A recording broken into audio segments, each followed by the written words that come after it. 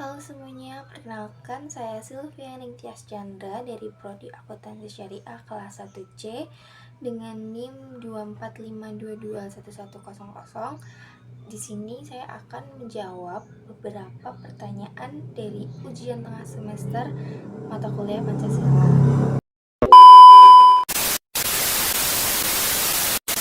Nah, bagaimana sejarah bangsa Indonesia dalam merumuskan Pancasila sebagai dasar negara?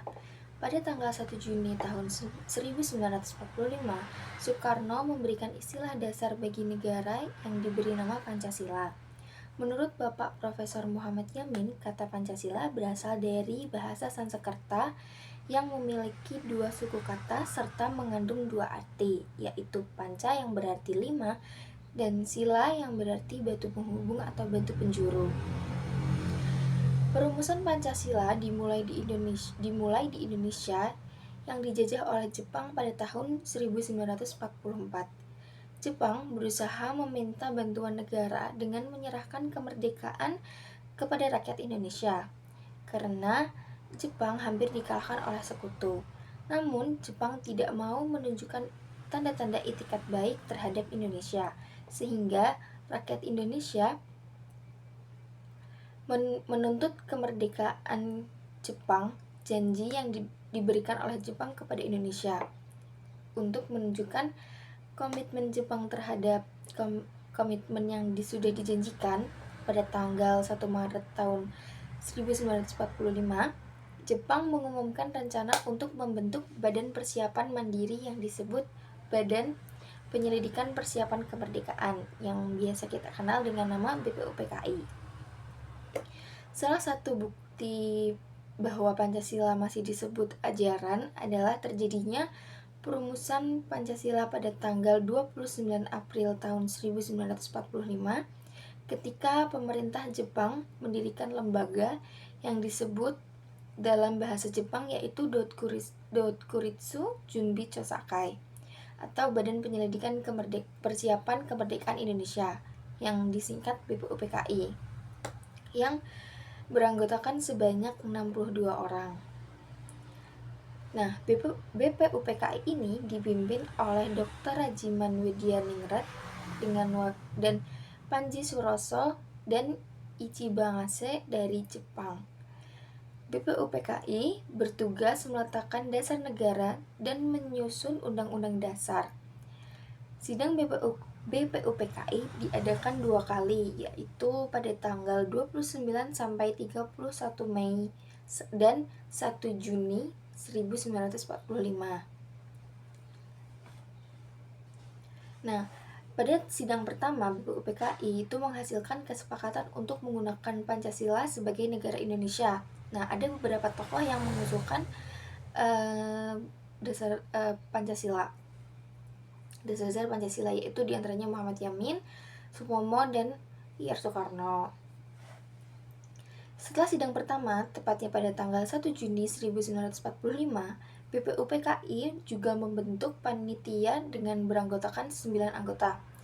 Tugas panitia tersebut adalah menampung serta melakukan identifikasi terkait rumus dasar negara pada sidang BPUPKI. Panitia tersebut dibentuk agar bisa membuat rumusan yang lebih banyak yang kita kenal dengan nama Piagam Jakarta atau Jakarta Charter pada tanggal 22 Juni tahun 1945. Ada beberapa rumusan Piagam Jakarta itu sebagai berikut. Yang pertama, ketuhanan dengan kewajiban menjalankan syariat-syariat Islam bagi pemeluk-pemeluknya. Yang kedua, dasar kemanusiaan yang adil dan beradab. Yang ketiga, persatuan Indonesia. Yang keempat, kerakyatan yang dipimpin oleh hikmat kebijaksanaan dalam permusyawaratan atau perwakilan. Yang kelima, mewujudkan suatu keadilan sosial bagi seluruh rakyat Indonesia. Kemudian, isi pertama dari rumusan Piagam Jakarta diubah karena terjadi perbedaan pandangan, sehingga pada akhirnya sila pertama Pancasila dihapus dan diganti menjadi Ketuhanan Yang Maha Esa. Pengubahan sila pertama adalah agar bisa menjaga persatuan dan kesatuan bangsa Indonesia. Selanjutnya, Dengan memperhatikan berbagai faktor antara lain suku, agama, keanekaragaman budaya, maka keputusan Presiden Republik Indonesia atau Peraturan Pemerintahan Nomor 12 Tahun 1968 tanggal 13 April tahun 1968 tentang Rumusan Dasar Negara Indonesia menetapkan Pancasila yang benar dan ungkapan yang sah adalah yang tepat dalam pembukaan Undang-Undang Dasar pada tahun 1945 yang dirumuskan oleh PPKI pada tanggal 18 Agustus tahun 1945 dan dinyatakan sebagai berikut. Yang pertama, ketuhanan yang Maha Esa. 2, kemanusiaan yang adil dan beradab.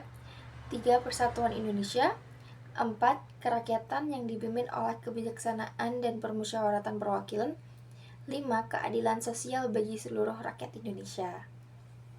Selanjutnya nomor 2 yaitu jelaskan mengapa Pancasila dianggap sebagai solusi yang tepat bagi bangsa Indonesia yang majemuk. Nah, majemuk itu apa sih? Majemuk itu tuh kata yang terbentuk dari penggabungan dua kata atau lebih yang menjadi satu kesatuan dan makna yang khas. Di sini kita garis bawahi yaitu satu kesatuan dengan makna yang khas. Nah, Indonesia kan terdiri dari berbagai suku, bangsa, agama, dan bahasa ya. Jadi disebutlah bangsa Indonesia yang majemuk. Nah, Pancasila dianggap solusi yang tepat bagi bangsa Indonesia yang majemuk karena yang pertama, menghargai keberagaman. Pancasila mencerminkan prinsip-prinsip yang mengakui dan menghormati perbedaan baik suku, agama, maupun budaya. Yang kedua, persatuan dan kesatuan. Pancasila menekankan pentingnya persatuan dan kesatuan di tengah keragaman sehingga dapat meminimalisir konflik yang ada. Yang ketiga yaitu keadilan sosial. Pancasila berkomitmen untuk menciptakan keadilan sosial bagi seluruh rakyat yang menjadi landasan dan pembangunan nasional. Nah, dengan nilai-nilai tersebut, Pancasila mampu menyatukan berbagai elemen masyarakat dan mempromosikan harmoni dalam kehidupan bangsa. Nah, yang selanjutnya yaitu nomor 3, jelaskan dan berikan contoh implementasi nilai-nilai Pancasila dalam kehidupan bermasyarakat dan bernegara. Implementasi nilai-nilai Pancasila dalam kehidupan bermasyarakat, berbangsa, dan bernegara diupayakan agar tidak mengakibatkan perpecahan yang merugikan setiap orang, bahkan dapat merugikan negara sendiri. Nah, dari sila pertama, yaitu ketuhanan yang Maha Esa, mengandung nilai luhur dalam kaitannya dengan ketuhanan, keagamaan, keadilan, dan kenegaraan. Penerapan sila Pancasila dapat dilakukan dengan menghormati perbedaan, yaitu perbedaan keyakinan yang beragam antar masyarakat, membina kerukunan hidup antar masyarakat, terus tidak memaksakan suatu keyakinan atau agama kepada orang lain, dan menumbuhkan sikap saling toleransi. Nah, sila yang kedua yaitu kemanusiaan yang adil dan beradab mengandung makna mengenai penghormatan terhadap orang lain walaupun setiap masyarakat memiliki perbedaan yang beragam. Pengimplementasian dari sila kedua ini dengan cara menanamkan dan menerapkan rasa toleransi kepada setiap orang. Nah, selanjutnya yaitu sila ketiga, yaitu persatuan Indonesia. Masyarakat Indonesia dapat diharapkan menempatkan persatuan dan kesatuan serta kepentingan dan keselamatan negara di atas golongan maupun pribadi. Menempatkan bangsa dan negara di atas kepentingan pribadi berarti rela dan sanggup berkorban demi bangsa dan negara yang dilandasi oleh rasa cinta tanah air dan semangat membangun rasa nasionalisme. Sila ketiga ini dapat diimplementasikan dengan cara menghidupkan segala perbedaan yang ada sehingga perbedaan tersebut dapat mengarah kepada kesatuan sebagaimana semboyan negara kita yaitu Bhinneka Tunggal Ika. yang berarti walaupun berbeda-beda tapi tetap satu tujuan. Nah, selanjutnya sila keempat, kerakyatan yang dipimpin oleh hikmat kebijaksanaan dalam permusyawaratan dan perwakilan. Kerakyatan Indonesia adalah demokrasi yang dipimpin oleh hikmah kebijaksanaan dan mufakat.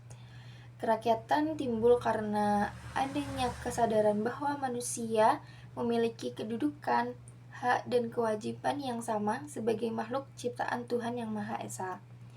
Dalam sila keempat Pancasila ini, masyarakat Indonesia dapat mengimplementasikannya dengan cara memuliakan, menghargai, dan menghormati orang lain tanpa membeda-bedakan sedikit pun, selalu bersikap jujur saat adanya pemilu, dan tidak saling menghina antar warga negara. Yang selanjutnya sila kelima, yaitu keadilan sosial bagi seluruh rakyat Indonesia. Masyarakat Indonesia meyakini sepenuhnya bahwa manusia memiliki hak dan kewajiban yang sama di mata hukum untuk menciptakan keadilan sosial untuk seluruh rakyat Indonesia. Maka dalam hal ini perlu adanya kesadaran dan perkembangan sikap dan suasana kekeluargaan dan gotong royong untuk segenap masyarakat Indonesia. Nah, untuk itu perlu adanya kesadaran sikap yang adil antar sesama dan menjaga antara hak dan kewajiban serta menghormati harkat dan martabat orang lain. Implementasi sila kelima ini bisa dengan menanamkan sikap tolong-menolong sehingga dapat terwujud kehidupan yang rukun dan damai. Kerja keras juga diperlukan dalam implementasian dari sila kelima ini untuk mencapai kesejahteraan bersama. Nah, yang selanjutnya, yang soal terakhir, yaitu analisis kasus pelanggaran Pancasila yang sering terjadi di masyarakat. Bagaimana cara mencegah dan menanggulanginya. Nah, kasus pelanggaran Pancasila yang sering terjadi di masyarakat tuh apa aja sih? Nah, yang pertama, toleransi antar agama. Peningkatannya kasus diskriminasi dan kekerasan berbasis agama di Indonesia ini sudah sangat banyak gitu. Nah, yang selanjutnya soal terakhir yaitu nomor 4, analisislah kasus pelanggaran Pancasila yang sering terjadi di masyarakat, bagaimana cara mencegahnya dan menanggulanginya. Nah, apa aja sih kasus-kasus pelanggaran Pancasila yang sering terjadi di masyarakat ini, dan kita sangat jarang menyadarinya kalau hal tersebut itu ternyata pelanggaran Pancasila, kasus pelanggaran Pancasila. Yang pertama itu toleransi antar agama. Nah, di sini tuh peningkatan kasus diskriminasi serta kekerasan berbasis agama itu sudah sangat banyak. Jadi kita perlu meningkatkan rasa toleransi antar agama kita. Dan bukan agama aja ya, suku, ras, budaya juga. Selanjutnya, korupsi. Praktik korupsi yang mengkhianati prinsip keadilan sosial dan amanah. Nah, korupsi ini tuh biasanya terjadi di kalangan-kalangan atas, yang kalangan-kalangan yang